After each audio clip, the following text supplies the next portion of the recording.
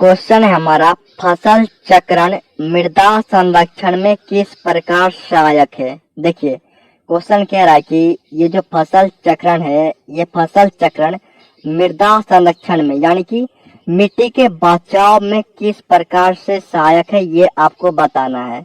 अब इसका आंसर देखिए, फसल चक्रण मृदा संरक्षण में अत्यंत सहायक है।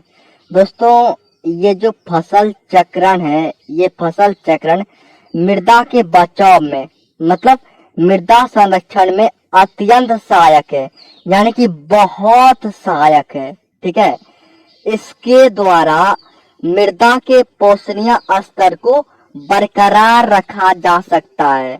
दोस्तों ये जो है फसल चक्रण, ठीक है, इसी फसल चक्रण के द्वारा मृदा का जो पोषणीय स्तर है मतलब मिट्टी का जो उपजाऊ शक्ति है, उस उपजाऊ शक्ति को बरकरार रखा जा सकता है। इसे ध्यान में रखिएगा।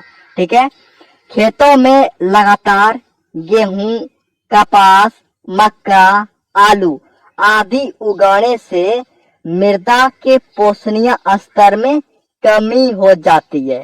दोस्तों होता यह है कि अगर किसी खेत में लगातार मतलब बार बार गेहूं, कपास, मक्का, आलू इन सब फसलों का खेती करेंगे तो खेतों की जो उपजाऊ शक्ति है यानी कि पोषणीय स्तर जो है, उस पोषणीय स्तर में कमी हो जाती है। ठीक है, अब देखिए जब पोषणीय स्तर में कमी हो जाएगी तो क्या होगा, एक बहुत बड़ा समस्या खड़ा हो जाएगा। क्योंकि पोषणीय स्तर में कमी हो जाने से खेतों में जो होगा फसलों का उत्पादन, खेतों में फसलों का जो उत्पादन होगा उसमें भी कमी हो जाएगी। तो देखिए पोषक तत्वों को पुनः प्राप्त करने के लिए फसल चक्रण के अंतर्गत तिलहन, दलहन पौधों की खेती किया जाता है। देखिए अब जब पोषक तत्व में कमी हो गया है यानी पोषक जो पोषणीय स्तर है उसमें जब कमी हो गया है तो पोषणीय स्तर को पुनः प्राप्त यानी फिर से प्राप्त करना होगा।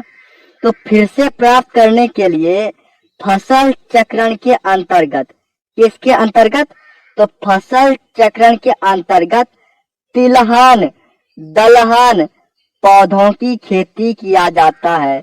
आपसे कोई पूछेगा कि फसल चक्रण के अंतर्गत किन फसलों की खेती किया जाता है तो आप क्या बोलिएगा, तो तिलहन, दलहन पौधे की खेती किया जाता है। इसे याद रखिएगा। ठीक है, तो इस बात को याद रखिए हमेशा कि पोषणीय स्तर को बरकरार रखने के लिए फसल चक्रण को अपनाया जाता है और इसी फसल चक्रण के अंतर्गत जो है तिलहन, दलहन पौधे की खेती किया जाता है।